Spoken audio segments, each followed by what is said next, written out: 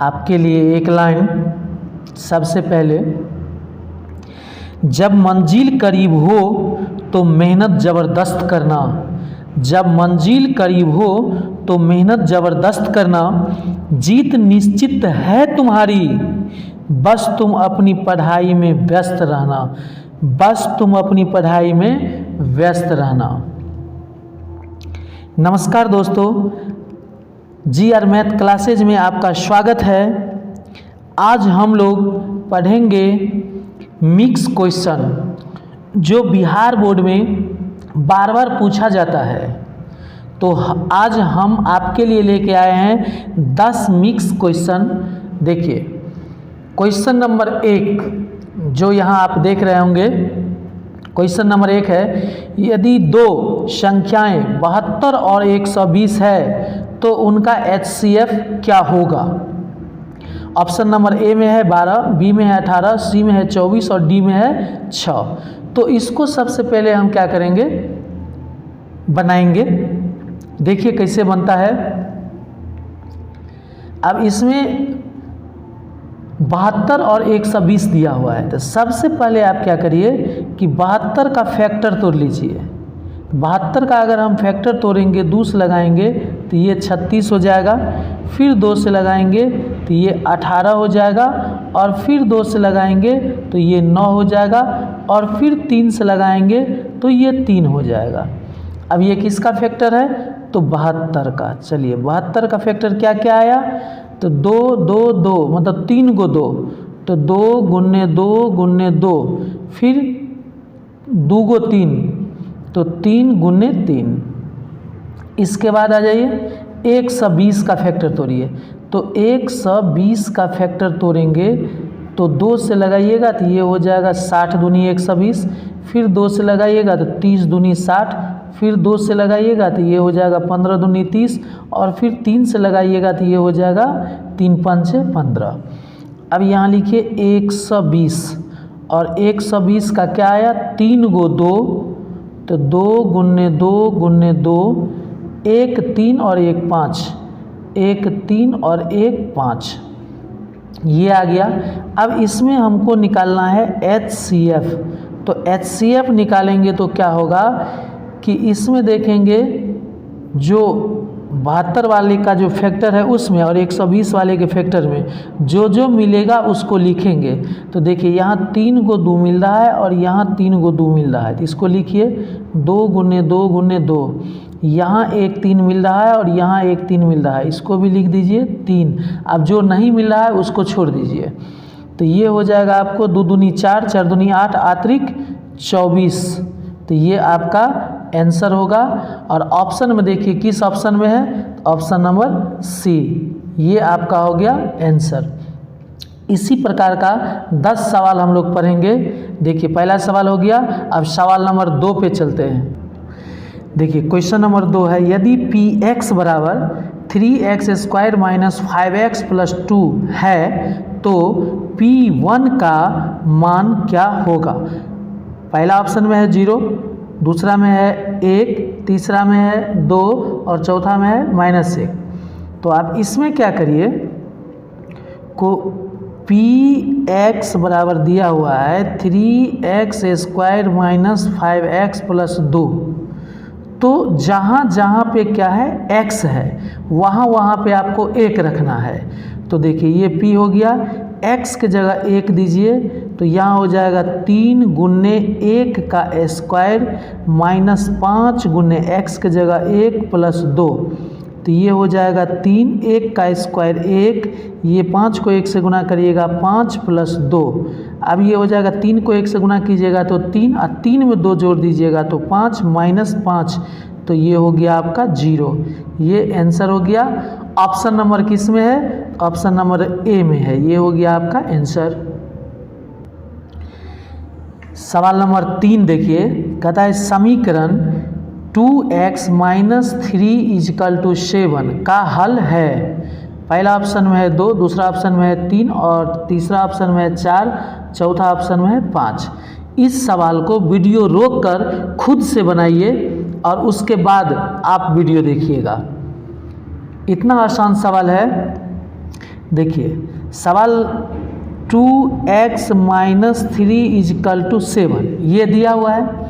इसमें 2x को यहीं रहने दीजिए, ये -3 को बराबर के उस साइड ले जाइए, तो ये 7 है, उस साइड जाएगा तो चिन्ह बदल जाएगा, माइनस है तो +3 हो जाएगा, तो ये हो जाएगा 2x बराबर 7 3 10, यहाँ से काट दीजिए, 2 1 2 5 दूनी 10, तो x का मान आ गया 5, तो ये हो गया आंसर। अब देखिए आपका किस ऑप्शन में है, तो ऑप्शन नंबर डी ये आपका हो गया उत्तर। अब चलिए सवाल नंबर 4 में देखिए, सवाल नंबर 4 है x² माइनस 9 इजकल टू 0 का मूल कौन सा है। यहाँ आपके सामने ऑप्शन दिया हुआ है। अब इस सवाल को आप रोक कर बनाइए, फिर वीडियो को देखिएगा। अगर आप इस चैनल पे नए हैं तो चैनल को सब्सक्राइब करके ऑल नोटिफिकेशन पर रख दीजिए, क्योंकि ये चैनल आपके लिए महत्वपूर्ण है। और अगर आपका कोई मित्र क्लास 10 का तैयारी कर रहा है तो इस वीडियो को उस बच्चों तक आप शेयर कर दीजिए, जो उसका भी क्या हो जाएगा, कल्याण हो जाए, आपके साथ साथ आपका मित्र भी पढ़ ले। देखिए कितना आसान क्वेश्चन है। इसमें दिया हुआ है कि x² माइनस 9 बराबर 0, तो यहाँ x² रहेगा, ये -9 उधर जाएगा तो ये हो जाएगा +9, और x पर से स्क्वायर हटेगा तो यहाँ x रहेगा, और स्क्वायर जब ये हटेगा तो यहाँ प्लस माइनस रूट लग जाएगा, प्लस माइनस रूट 9 पे, तो ये हो जाएगा प्लस माइनस, और 9 का वर्गमूल होता है 3, तो यही आपका हो गया x का मान, यही आंसर हो गया। अब देखिए आपका किस ऑप्शन में है, तो ऑप्शन नंबर सी में, और सी आपका हो गया उत्तर। चैनल को सब्सक्राइब करके ऑल नोटिफिकेशन पर रख लीजिए, वीडियो को लाइक करते रहिए। चलिए आगे बढ़ते हैं हम लोग सवाल नंबर 5 की ओर। देखिए आपके सामने सवाल नंबर 5 है, ये एपी से पूछा गया है। इसमें कह रहा है सारवंतर ज्ञात कीजिए। ऑप्शन भी आपके सामने है, सवाल को तुरंत रोकिए और रोक कर बनाइए, फिर वीडियो को देखिए। कुछ विशेष इसमें है नहीं, इसमें सिर्फ कह रहा है कि सारवंतर निकालिए, मतलब डी निकालना है। तो यहाँ देखिए ये है 5, ये है 9, ये है 13 और 17, तो ये हो गया पहला पद हो गया 5, दूसरा पद हो गया 9, मतलब A1 ये है, और A2 हो गया आपको 9। आपको निकालना है D, यही है सारवंतर D बराबर होता है A2 माइनस A1, दूसरा पद माइनस पहला पद, तो दूसरा पद है 9, उसमें से पहला पद 5 घटा दीजिए, तो 9 में से 5 गया तो आ गया 4, और यही हो गया आपका सारवंतर, और यही आंसर हुआ। देखिए ऑप्शन नंबर किस में है, तो ऑप्शन नंबर सी में, ये आपका आंसर हो गया। अगर आपको कहीं भी किसी प्रकार का कोई डाउट हो या समझ में नहीं आए तो आप बेहिचक कमेंट में लिखकर और भेजिए, आपका सारा समस्या का समाधान हम करेंगे। चलिए अब हम लोग चलते हैं सवाल नंबर 6 की ओर। देखिए क्वेश्चन नंबर 6 में कहता है कि 90 डिग्री कोण वाले त्रिभुज में सबसे लंबा भुजा है। तो आपको पता होना चाहिए कि ये 90 डिग्री का एंगल है, और 90 डिग्री के एंगल में क्या होता है कि सबसे जो बड़ा भुजा होता है ये सबसे बड़ा भुजा होता है, और इसको कहते हैं हम लोग हाइपोटेनियस। क्या कहते हैं? हाइपोटेनियस। इसी को हम लोग कहते हैं कर्ण।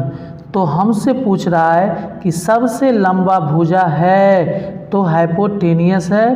तो देखिए किस ऑप्शन में है, तो सी में, ये आपका आंसर हो गया। चलिए सवाल नंबर 7 की ओर। देखिए सवाल नंबर 7 है, साइन 30 डिग्री का मान है। तो ये तो सबसे आसान है, साइन 30 डिग्री का मान होता है 1/2, हो गया। देखिए क्वेश्चन नंबर 8 में कहता है कि बिंदु 0,5 किस अक्ष पर है।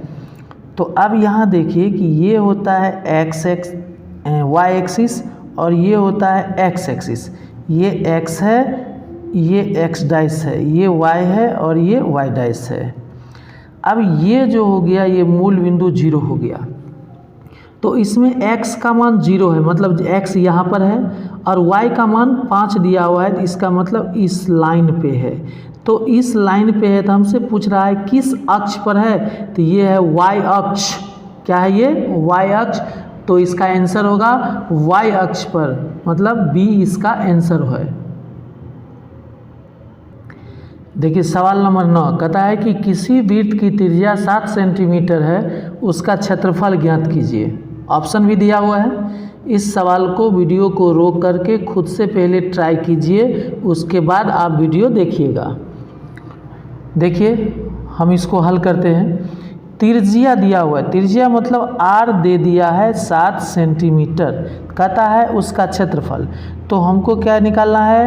वृत्त का क्षेत्रफल निकालना है। तो वृत्त का क्षेत्रफल होता है पाई r स्क्वायर, पाई का मान होता है 22/7, r दिया है 7, तो 7 × 7, एक 7 से 7 गया तो 22 को 7 से गुना करिए, 7 दूनी 14, हासिल 1, 7 दूनी 14, 1 15, इतना सेंटीमीटर स्क्वायर, 154 सेंटीमीटर स्क्वायर। जहां आपके ऑप्शन में है लगा लीजिए, ये आंसर हो गया।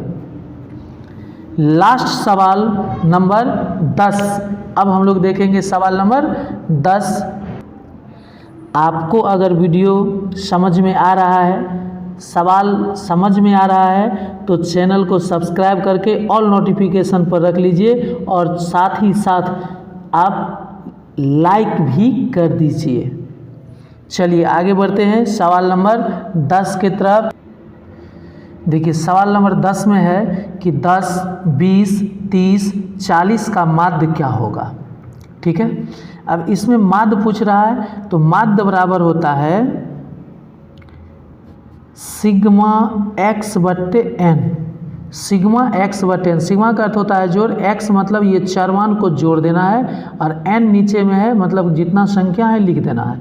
तो हमको कुछ नहीं करना है, 10 + 20 + 30 + 40 और नीचे क्या को संख्या 1 2 3 4, तो 4 दे दीजिए। ये सबको जोड़िए तो 40 30 70 70 20 90 90 10 100/4, 4 × 4 25 चौके 100, तो ये हो गया 25 आपका आंसर। इसमें हम ऑप्शन नहीं लिए थे। अब आप कमेंट में लिखकर बताइए कि आपको यह वीडियो कैसा लगा। अगर कहीं कोई दिक्कत है तो आप कमेंट में लिख करके बताइएगा। फिर अगले वीडियो के लिए, कल के लिए तैयार रहिए। हम लोग फिर अगला 10 20 जो भी हो मिक्स क्वेश्चन लेके आएंगे और फिर क्लास में सॉल्व करेंगे। आपको वीडियो कैसा लगा कमेंट में ज़रूर लिखिएगा। जय हिंद।